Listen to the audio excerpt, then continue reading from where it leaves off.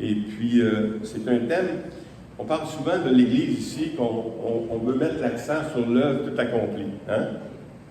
Mais souvent, on parle de sanctification, parce que les lettres parlent beaucoup de sanctification. Est-ce que la sanctification, c'est une œuvre tout accomplie?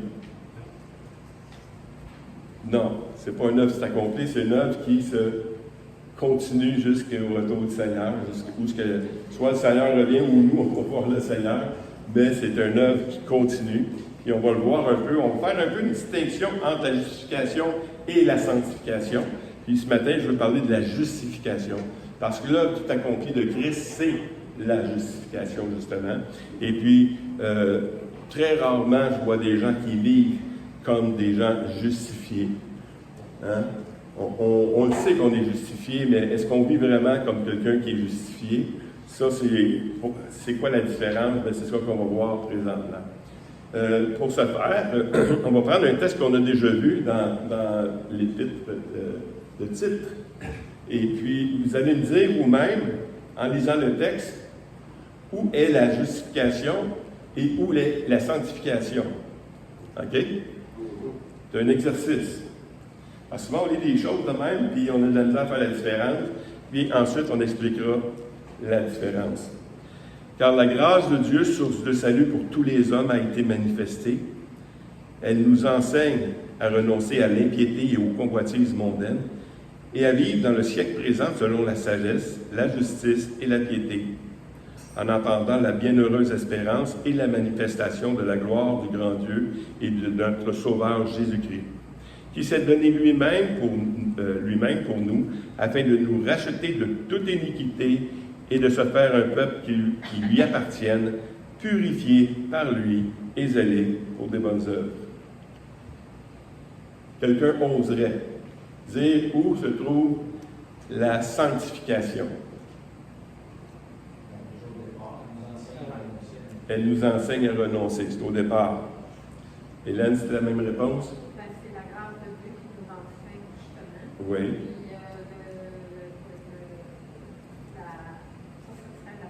ça, Ça, c'est la sanctification. La justification, maintenant? La justification, c'est la partie du verset 14.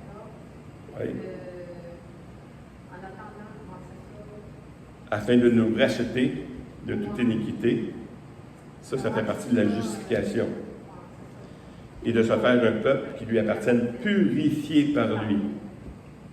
Fait que c'est la purification, c'est Dieu qui l'a fait par la justification. Il le fait aussi par la sanctification en passant, mais elle n'est pas complète. Elle ne sera jamais complète, comme on va le voir plus tard. La justification est le fait que Dieu déclare le pécheur juste. Hein? C'est assez simple comme résumé, mais on va voir d'autres définitions bientôt, parce qu'on a parlé de la grâce de Dieu. La grâce de Dieu, c'est quoi? La définition de la grâce de Dieu? Une faveur imméritée. Hein? Mais ici, la justification, c'est le fait que Dieu déclare le pécheur juste. Wow! Est-ce que vous vous sentez juste? Pas toujours. Quelquefois, peut-être. Quelquefois, on se sent juste, mais ce n'est pas pour ça qu'on est juste. On est juste parce que Christ a payé le prix pour nous justifier. Hein, dans Romains 3, 21, 24, mais maintenant, sans la loi, il est manifesté la justice de Dieu, à laquelle rendent témoignage la loi et les prophètes. Justice de Dieu par la foi en Jésus-Christ, pour tous ceux qui croient. Il n'y a point de distinction, car tous ont péché et sont privés de la gloire de Dieu. Ils sont gratuitement justifiés par sa grâce, par le moyen de la rédemption qui est en Jésus-Christ. On va prier maintenant. Seigneur Dieu, on veut te remettre cette étude, Seigneur, afin que nos vies puissent être transformées par les passages qu'on va lire, Seigneur Dieu, par ta parole, afin qu'on puisse saisir qui nous sommes devenus en Jésus-Christ, afin qu'on puisse se comporter comme tel, Seigneur. Se comporter non pour atteindre quelque chose, mais parce que nous sommes devenus quelque chose en toi, Seigneur. Bénis ta parole. Ouvre les yeux, Seigneur Dieu, de notre entendement. Saint-Esprit, viens à notre secours, afin qu'on puisse vraiment saisir l'importance de cette doctrine de justification. afin que nous puissions vraiment avoir cette assurance dans ta présence, dans le nom de Jésus. Amen. La sanctification est le fait que Dieu renouvelle et transforme tout notre personnage, notre personne. Hein? Ça, c'est un processus, quelque chose qui est là, puis qui se fait, hein, comme dans Colossiens 3,10, il dit « Et ayant revêtu l'homme nouveau qui se renouvelle dans la connaissance, selon l'image de celui qui l'a créé. » Donc, c'est quelque chose ça, qui est progressif, c'est pas là tout accompli de Dieu. C'est Dieu qui l'accomplit par contre, en collaboration avec l'homme qui se soumet à sa volonté. Hein, c'est comme Dieu veut la sanctification. Dieu, on a parlé depuis Jacques, Tite, il nous parle d'un comportement du chrétien. Ça, c'est la manière de vivre du chrétien selon les évangiles. Mais Dieu le fait. Dieu te donne la capacité de le faire. Et puis, c'est à toi maintenant de saisir ces choses-là et de marcher de sanctification en sanctification. Puis ça, c'est la sanctification. Ça, c'est vraiment quelque chose qui va aller jusqu'à la fin. Mais notre justification est un acte complet et achevé. La justification signifie que chaque croyant est complètement et définitivement libéré de la condamnation et de la colère de Dieu. Wow! Voyez-vous la différence? La sanctification ne fait pas ça. C'est pas la sanctification, c'est pas parce que tu ne pêches plus ou tu t'efforces de ne pas pécher que tu es libéré ou que tu atteins quelque chose ou que tu mérites quelque chose. Hein? Tu ne mérites rien de Dieu de plus que qu'est-ce qui a déjà été accompli, qui est la justification. Hein? La justification est définitive. Elle libère de la condamnation de la colère de Dieu. C'est un acte légal, finalement. Hein? Quand on parle de justice, on parle d'acte légal. Et puis, on va voir, on va le définir encore plus. J'ai pris un texte dans Hébreux 10, je l'ai mis exprès dans la Bible du Sommeur en cause des termes, et parce que l'autre parle de sanctification aussi, mais la sanctification, il y a deux sens.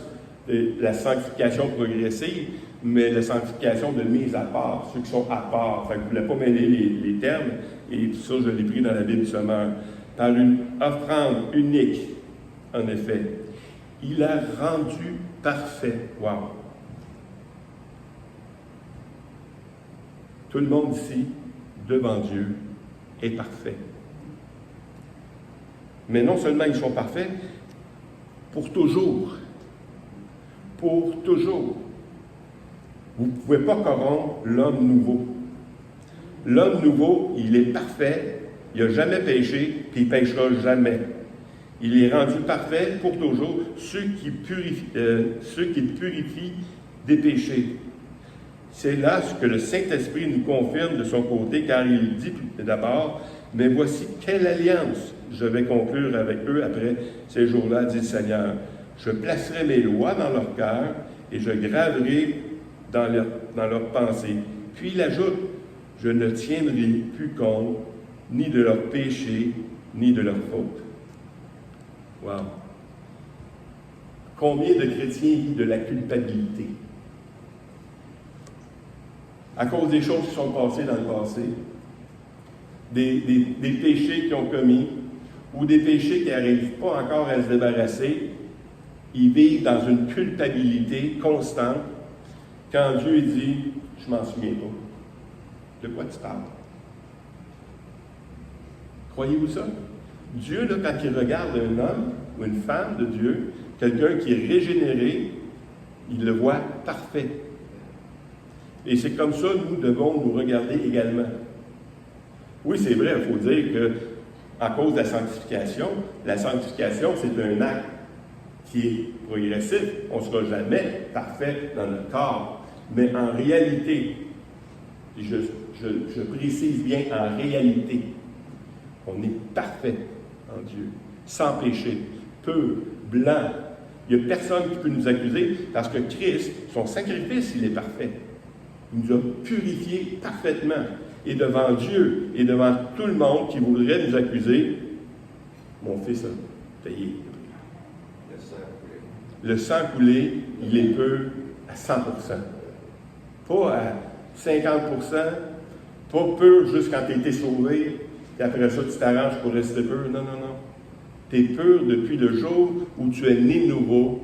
Tu es pur devant Dieu. Puis il n'y a rien qui peut faire obstacle maintenant à entrer dans sa présence. Wow! Dans Romains 8:1, il dit, il n'y a maintenant donc aucune condamnation pour ceux qui sont en Jésus-Christ. Aucune condamnation. Il n'y a rien qui peut nous faire tomber. Même si l'ennemi veut te faire croire que, regarde là, regarde ta vie, là, examine ta vie. Tu vois bien que tu n'es pas vraiment un chrétien, là. Lui, il veut tout faire pour te démoraliser, te faire tomber, te faire voir comment tu n'es pas bon. Mais Dieu, il dit non, tu es parfait. Moi, je suis mort pour des pécheurs, je ne suis pas mort pour des justes.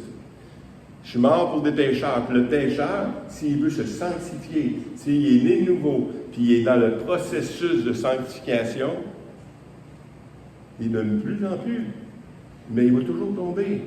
C'est une réalité, ça. C'est la deuxième réalité. C'est là que le combat commence. C'est là qu'on a un combat de notre vie. C'est de dire, quand tu tombes, dis non. C'est pas ça que je suis. Je suis une nouvelle créature en Jésus-Christ. C'est ça que je suis maintenant. Puis ça, il faut se le rappeler. Il faut le vivre, ça. Parce que le péché va tout faire pour te faire tomber. Dans la 1689, on va voir les deux textes, un de la sanctification et l'autre de la justification, pour comprendre encore mieux. Le texte de la sanctification, j'ai juste pris le deuxième passage. Cette sanctification est opérante dans l'homme tout entier, bien qu'elle demeure imparfaite durant cette vie. Dans tous les aspects de cette vie demeurent des restes de corruption.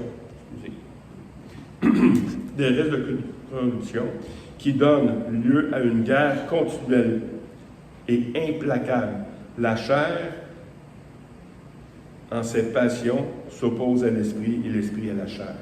Ça, on ne peut pas le nier. Hein? Comme Paul dit, on ne peut pas dire ces deux natures. Il n'y a pas deux natures, mais il y a un aspect de notre vie qui veut plaire à Dieu, hein, l'homme intérieur, selon l'esprit.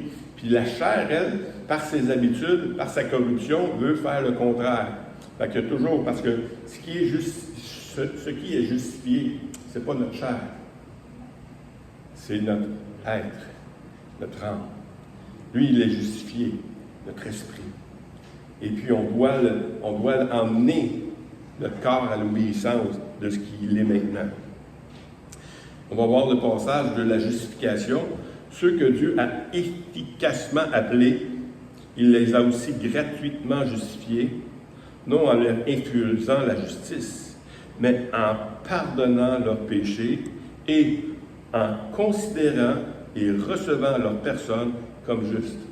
Dieu vous considère comme juste. À cause de l'œuvre imminente de Christ. Nous sommes justes. Il nous considère, il nous reçoit comme ça. Ça veut dire qu'il m'a pris à son compte. Oui, il nous a pris à son compte. J'ai payé la dette, j'ai plus rien payé là. Non. Arrête d'essayer quoi que ce soit, c'est parfait. C'est ça. Toute la sanctification, après ça, n'est pas pour atteindre une justice.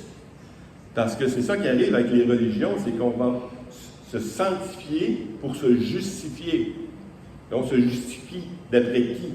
Si moi je réussis, là, hein, je me justifie d'après qui? D'après ceux qui ne sont pas capables de faire ce que je fais.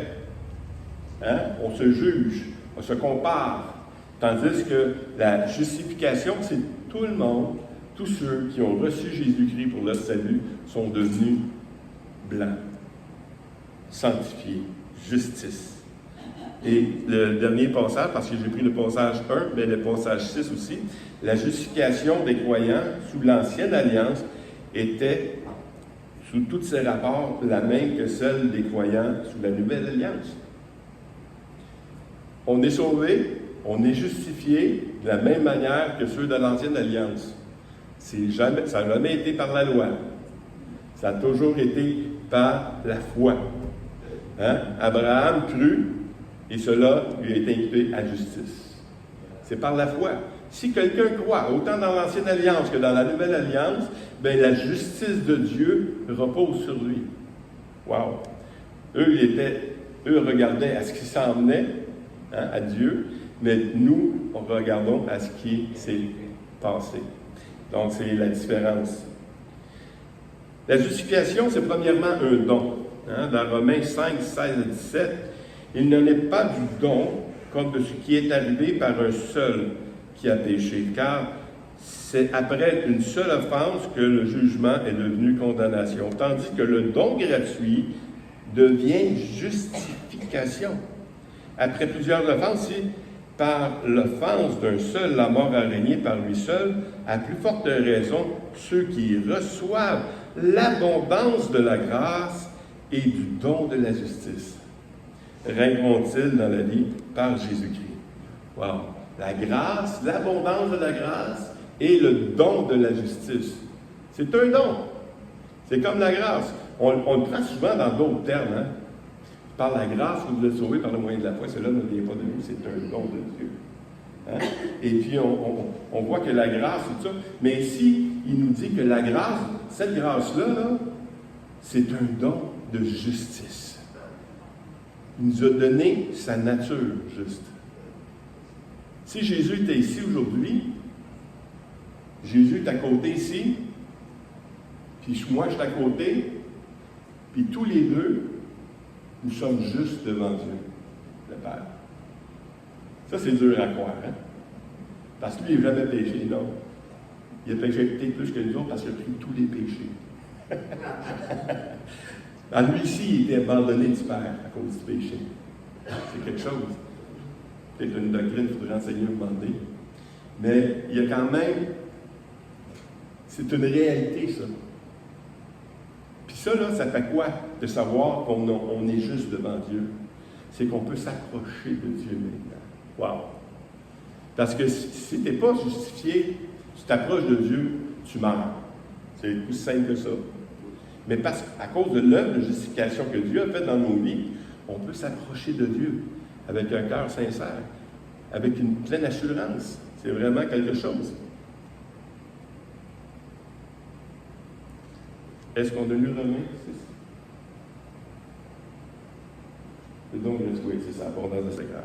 Dans Romains 1, 16 à 18. 16 à 17. Car je n'ai point honte de l'Évangile, c'est une puissance de Dieu pour le salut de quiconque croit, du juif premièrement, puis du grec, parce qu'en lui est révélée la justice de Dieu par la foi et pour la foi. Selon qu'il est écrit, le juste vivra par la foi. Wow. Non seulement on est justifié par la foi, mais on est aussi justifié pour la foi. Ça veut dire quoi, ça? Qu'on est justifié par la foi et pour la foi. Quelqu'un veut s'essayer? Oui. On est justifié pour la foi, pour acquérir l'identité, ce que Dieu, les attributs de Dieu, puis connaître l'œuvre parfaite de Jésus. C'est ça la foi, parce que moi, ma foi est en ce que Christ a accompli. Oui. C'est lui ça dit dans l'autre texte, ça dit qu'il est il donne la foi, puis le rémunérateur dans l'hébreu, puis le consommateur. Le consommateur de la foi, exactement. Parce que le juste, là, il reçoit sa justice en croyant, mais après, il continue à vivre dans cette même justice qu'il a acquis une fois pour toutes. Ce n'est pas quelque chose qui se renouvelle. La justification, c'est quelque chose, un acte accompli, solide, qui va durer tout le temps, éternellement. Mais maintenant, le juste, un coup qu'il a cru, il a reçu cette justice, maintenant il doit vivre de cette justice, dans la foi, avec une pleine assurance. Et ça se pratique comment, ça? Dans la prière. Dans la prière, on peut s'approcher de Dieu avec une assurance, avec une audace que c'est pas tout le monde qui peut s'approcher de Dieu comme ça. On a cette audace-là de se présenter devant Dieu puis de demander les mêmes choses que Jésus a demandé. Jésus, il y a des choses dans la parole de Dieu qui nous dépassent. Hein? Et on va en voir quelques-unes. Dans Philippiens 3, 8 à 9, on va voir quand même quelques passages, puis on va revenir avec qu'est-ce qu'on peut demander. Dans Philippiens 3, 8 à 9, il dit « Et même je regarde toutes choses comme une perte à cause de l'excellence de la connaissance de Jésus-Christ, mon Sauveur, pour lequel j'ai renoncé à tout et je le regarde comme de la boue afin de gagner Christ et d'être retrouvé en lui. » Ça, c'est un terme important. Quand on parle de justification, il faut comprendre ce terme-là, en lui. Peut-être qu'on va revenir là-dessus une autre semaine. En lui. Non avec ma justice, celle qui vient de la loi, mais avec celle qui s'obtient par la foi en Christ. La justice qui vient de Dieu par la foi. Wow! On veut se trouver en lui avec cette justice-là. Et Paul, c'était son combat de tous les jours dans toutes les églises, c'est que de garder ces hommes et ces femmes dans ce combat de la justification. Parce qu'eux veulent revenir à la sanctification pour mériter encore dans l'œuvre méritoire, tandis que non, arrêtez de faire ça. Hein? Arrêtez de revenir à la circoncision, arrêtez de revenir au temple, arrêtez de revenir à tout ce que vous pensez qui est bon pour gagner Dieu. Vos œuvres ne méritent rien. Christ a payé le prix à cause de ça. Maintenant, l'œuvre que vous allez faire, ce n'est pas pour mériter, mais parce que vous êtes devenu juste. C'est tout simplement le cheminement que Dieu nous demande de faire. Et maintenant, ce qu'on fait, ce n'est pas pour mériter quelque chose, mais parce que Dieu nous a gagnés, nous a rachetés. Il a fait de nous une nouvelle créature. Et cette justice qui vient de la foi. Dans Hébreux 1, 11, 6 plutôt, « Or, sans la foi, il lui est impossible de lui être agréable, car il faut que celui qui s'approche de Dieu croit que Dieu existe et qu'il est le rémunérateur de ceux qui le cherchent. » Wow! Hein? Ça, c'est la foi. Alors, sans la foi, tu n'es pas justifié. Sans la foi, tu es un homme pécheur. Tu ne peux pas t'approcher d'un Dieu très saint. Saint, saint, saint est le Seigneur, comme on a chanté. Tu ne peux pas t'approcher de lui. Tu meurs. On parle du Dieu 3 fois saint. 3 fois saint. Les sacrifices des prêtres en Ancien, ils l'attachaient parce que quand il rentrait dans le Dieu 3 fois saint. Exactement. Il fallait qu'il prenne une corde puis il attachait ça à la cheville. Si l'homme meurt dans le temple, ils ne peuvent même pas aller le chercher. Il faut qu'il tire avec la corde pour le sortir de là, tellement Dieu est saint. Il faut comprendre que Dieu ne peut pas vivre. Le pécheur ne peut pas vivre, c'est-à-dire dans la présence de Dieu 3 fois 5 comme ça. Sinon, celui que Dieu a justifié. Puis nous, on a cette gloire-là de Dieu. On a ce privilège-là de Dieu de nous approcher de lui sans mourir. Le temple, hein, quand Jésus a été crucifié, le voile du temple est tombé. Le voile du temple, ça nous a donné accès. Matthieu 27, je peux vous le lire. Oui, lis-le. Verset 51. Et voici du ciel, le voile du temple se déchira en deux depuis le haut jusqu'en bas. La terre trembla, les rochers se fendirent, et tout le monde frémit, les sépulcres s'ouvrirent et les saints qui étaient déjà dans les tombeaux ressuscitèrent. Pourquoi il est déchiré d'en haut jusqu'en bas? C'est parce que toi, moi, tout le monde dans ce temps, on a le droit. Exact. La porte est ouverte à cause de la justification que Dieu a accomplie. Puis là, on peut comprendre d'autres paroles. Puis là, ça va nous aider à entrer dans la foi par la justification. Jésus dit, si tu peux, parce que il y avait un démoniaque, il dit, écoute, fais quelque chose pour moi si tu peux. Il dit, si tu peux, tout est possible à celui qui croit. Parce que celui qui croit est justifié. Puis celui qui croit peut aller voir celui qui règne, celui qui a tout pouvoir sur toutes choses, et puis lui demander quelque chose avec assurance que Dieu va l'accomplir.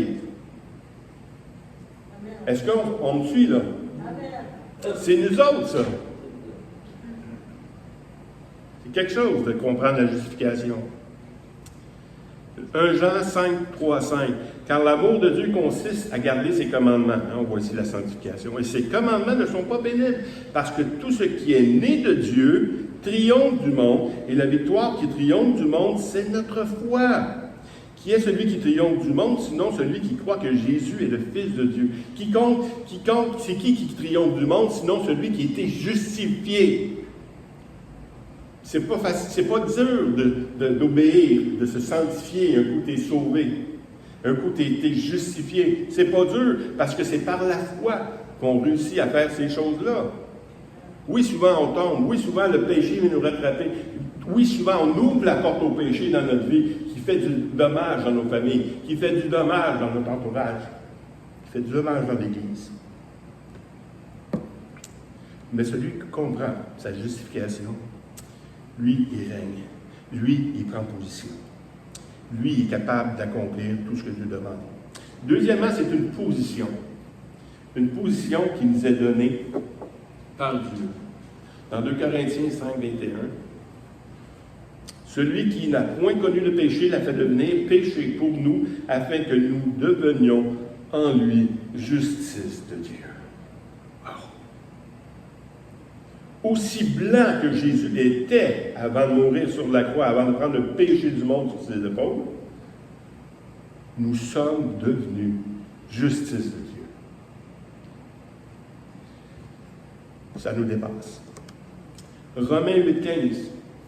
Et vous n'avez point reçu un esprit de servitude pour être encore dans la crainte, mais vous avez reçu un esprit d'adoption par lequel nous crions Abba Père. Donc, le justifié devient une position devant Dieu que personne d'autre peut avoir. Il devient son enfant. Il devient tellement intime avec Dieu qu'il peut l'appeler Père. Père. J'ai écouté une prédication cette semaine. Je ne me souviens pas son nom, c'est Joseph Prince, qui disait que Jésus n'a jamais appelé son Père Dieu. Sauf une fois dans la Bible, quand il était sur la croix. Il est abandonné. C'est la seule fois qu'il a appelé son Père Dieu. Sinon, c'était Père. Sa position d'enfant de Dieu vient de notre justification. Et ça, il faut le vivre comme il faut. Dans Éphésiens 3,12, en qui nous avons, par la foi en lui, la liberté de nous approcher de Dieu avec confiance, encore une fois. C'est ça la signification de la justification. C'est ça que ça produit, la justification dans le croyant. Dans Jean 15,7, si vous demeurez en moi et que mes paroles demeurent en vous, demandez ce que vous voudrez et cela vous sera accordé. Est-ce que vous avez cette foi? Est-ce que vous avez cette foi? Si vous demeurez en lui, demandez ce que vous voudrez, et cela vous sera accordé. Soit Jésus est un menteur, ou soit il dit la vérité. Il n'y a pas de demi-mesure ici. Là. Ça ne peut pas être interprété d'une autre manière. Là. C'est soit qu'il dit la vérité, si quelqu'un demeure en moi, hein, la justification, c'est qu'on est caché en lui. On est scellé en lui. Si quelqu'un est en moi, qui demeure en vous, demandez ce que vous voudrez, cela vous sera accordé. Bon, c'est tellement grandiose. C'est pour ça que je vous dis que le chrétien, je le vois rarement marcher dans cette justification. Parce qu'il n'ose pas. Il se pense pas à la hauteur de demander quoi que ce soit à Dieu qui dépasse l'ordinaire. Dieu nous dit de demander ce qu'on veut. Dans Jean 16, 26 à 27, en ce jour, vous demanderez en mon nom. Et je ne vous dis pas que je prierai le Père pour vous, car le Père lui-même vous aime, parce que vous m'avez aimé et que vous avez cru que je suis sorti de Dieu. Wow! Hein? Il vient de confirmer que le Père nous aime et qu'on a le droit de se présenter devant lui et de demander ce qu'on veut. Si c'est sa volonté, évidemment, selon sa volonté, on ne peut pas demander n'importe quoi. Mais si tu es en lui, tu ne demanderas pas n'importe quoi. Tu vas demander quelque chose qui le glorifie. Puis, je ne l'ai pas marqué ici, puis j'en ai pas fait quelque chose, je le dis peut-être, mais toutes les promesses de Dieu, toutes ces paroles de Dieu, c'est ce que Dieu donne aux hommes. Si on n'a pas compris que tout est de lui, par lui et pour lui, c'est que tu n'as rien compris. Moi, je crois à la prospérité. Je crois que Dieu nous donne des choses, mais pas pour moi. Il me donne ça pour accomplir l'œuvre à laquelle il m'appelle. Si Dieu m'appelle, il va me donner les provisions pour accomplir ce que Dieu me demande d'accomplir. Amen? Amen. C'est ça que Dieu fait. C'est ça que Dieu donne. Puis c'est là qu'on voit aussi si es-tu vraiment dans la volonté de Dieu. Si tu es vraiment dans la volonté de Dieu, une des manières de savoir, c'est ce que Dieu donne la provision pour que tu fasses ça. S'il ne donne pas la provision, écoute, pose-toi une question. Parce que celui qui appelle donne les moyens à celui qui l'a appelé pour accomplir. Que ce soit des moyens financiers, que ce soit des dons de ministère, peu importe ce que tu as besoin pour accomplir l'œuvre de Dieu, Dieu ne t'a pas choisi parce que tu es un bon gars et tu es un riche. Il a pris les plus pourris pour en faire, pour confondre des sages. Il a pris les plus pauvres pour démontrer que c'est lui qui nous envoie. Fait qu'on peut demander ce qu'on veut. Il nous donne ce qu'on veut. Puis ça, il faut croire dans son amour. Quel passage qu'on est rendu? Dans Jacques 16. Confessez vos péchés les uns les autres et priez les uns pour les autres, afin que vous soyez guéris. La prière fervente du juste a une grande efficace. Qui est le juste? Ses enfants. C'est nous. C'est tous ceux qui ont été justifiés devant Dieu, sont appelés justes. On a des chants, des fois, qu'on chante « Nous élevons des mains toutes ». Des fois, je me dis « Des mains toutes, ça n'est pas cette semaine, Seigneur, t'as peu. » Non! On est justifiés. Pas à cause de nous, à cause de lui. Amen. 1 Jean 3, 20 à 21. Car si notre cœur nous condamne, Dieu est plus grand que notre cœur. Il connaît toutes choses. Bien-aimés, si notre cœur ne nous condamne pas, nous avons de l'assurance devant Dieu. Nous avons de l'assurance devant Dieu. Si, des fois, il y a un autre passage qui dit « Oui, mais c'est pas parce que je me sens peu que je suis peu. » C'est pas parce qu'on se sent peu qu'on est peu. On est peu parce que lui a payé le prix qu'on soit peu. Tout simplement. C'est la seule raison. Et j'aimerais terminer avec deux passages. Deux histoires qu'on connaît très bien. Fait qu'on ne lira pas tous les passages, tout, mais quand même la partie importante. Parce que ça nous démontre que souvent les enfants ne comprennent pas le Père. Et cette parabole-là me démontre l'amour du Père, mais me démontre l'ignorance des deux fils par rapport au Père. Les deux n'ont pas connu le Père. Vous savez de quelle parabole? C'est Nick. Quand que lui il a demandé son héritage, un des deux fils, pour quelle raison, l'histoire ne le sait pas, ne le dit pas, mais il a peut-être été écœuré de son frère. Mais il a demandé son héritage, puis il dit, quand je vais m'en aller, je ne suis plus capable de ça, je vais faire de quoi, pour... Fait que le père, il donne son héritage. Probablement, le père savait ce qui était pour arriver, ou espérait le meilleur, mais ce n'est pas le meilleur qui est arrivé. Le jeune a tout dépensé son bien, a tout dépensé avec des prostituées, puis là, il était mal pris, il a commencé à travailler, puis il était tellement rendu pauvre qu'il ne pouvait même pas se nourrir de ce qui nourrissait les cochons. Fait que là, ici, c'est là qu'on commence l'histoire. Puis là, quand il a eu ça, il dit, étant entré en lui-même, il se dit, combien de mercenaires chez mon père ont du pain en abondance, et moi ici, je meurs de faim. Je me lèverai, j'irai vers mon père, et je lui dirai, mon père, j'ai péché contre le ciel et contre toi, je ne suis plus digne d'être appelé ton fils. Traite-moi comme l'un de tes mercenaires. Il se leva et alla vers son père. Comme il était encore loin, son père le vit, il fut ému de compassion, il courut se jeter à son cou et il le baisa. Le fils lui dit, mon père, j'ai péché contre le ciel et contre toi, je ne suis plus digne d'être appelé ton fils. Mais le père lui dit, Il n'a pas donné raison.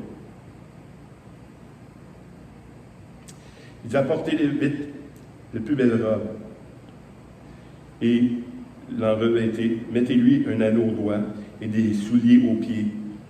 Emmenez le veau gras et tuez-le. Mangeons et réjouissons-nous, car mon fils, que voici, était mort et qu'il est revenu à la vie. Il était perdu, il l'a retrouvé, et ils commencèrent à se réjouir. Wow! Déjà, on voit le fils qui est là, et puis lui, il veut se dénigrer devant le père. Il dit, écoute, je suis plus bon en rien, je t'ai trahi, C'est pas nous autres, ça? Hein? Quand on s'aperçoit qu'on a manqué, et puis qu'on est là, puis...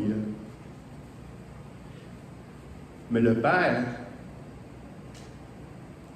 il n'a pas écouté son commentaire, je suis plus digne d'être appelé ton fils. Si tu dis ça aujourd'hui à Dieu, je suis plus digne d'être appelé ton fils, c'est que tu es en train de dire ton sacrifice n'a pas été assez grand. Ça se dit plus, ça. Mais voyez-vous l'exemple pareil de voir que cet enfant n'a pas compris qu'il avait une position auprès du Père. Il y avait un privilège que tout le monde n'avait pas. Il était le Fils. Mais le deuxième fils, il avait le même problème. Lui, il était dans l'action. Il était dans la loi. Je fais. J'ai toujours fait. Je mérite. L'œuvre méritoire. Et le père a dit, écoute, tout ce que j'ai, c'est à toi. Quand même, tu fais tout. C'est pas pour ça que tu as tout. C'est parce que je te donne tout. C'est la même chose. Les deux fils ne comprenaient pas l'amour du Père, ne comprenaient pas leur position dans leur relation avec le Père. Bien, nous aussi, on doit comprendre notre relation avec le Père. Et ça commence dans l'humilité. Ça commence dans la repentance. On voit dans Luc 18 à 14, deux hommes, pharisiens, debout. Il pria ainsi en lui-même, et Dieu, je te rends grâce que je ne suis pas comme le reste de ces hommes. Je te rends grâce que je ne suis pas comme ce frère qui a tout mangé ton bien. Comme le reste des hommes qui sont ravisseurs, injustes, adultères, et même comme ce publicain, je jeûne 2 fois la semaine, je donne la dîme de tous mes revenus. Wow! Cet homme-là, il est dans l'œuvre. Il est dans l'accomplissement religieux, l'œuvre méritoire, puis il pense que c'est ça qui gagne Dieu. Puis le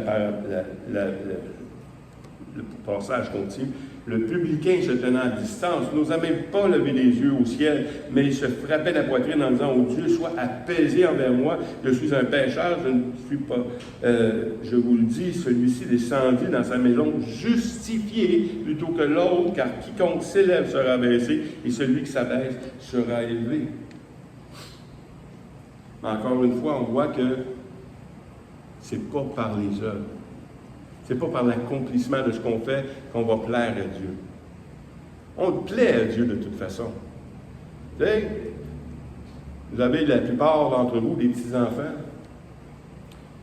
Ils vous font des dessins.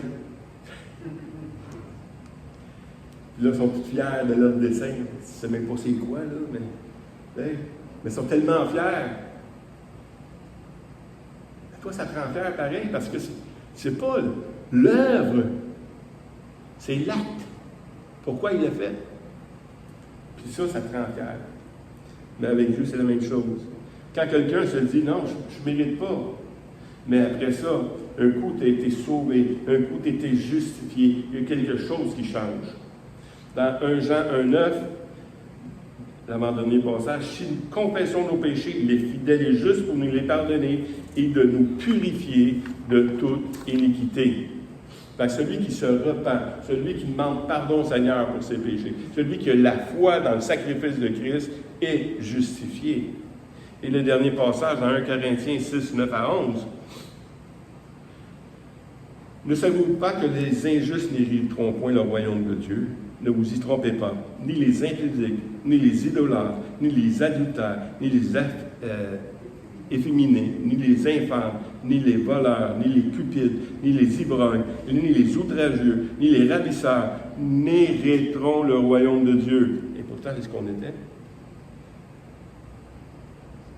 Et c'est là ce que vous étiez, quelques-uns de vous, mais vous avez été lavés, mais vous avez été sanctifiés, mais vous avez été justifiés au nom du Seigneur Jésus-Christ et par l'Esprit de notre Dieu. Wow!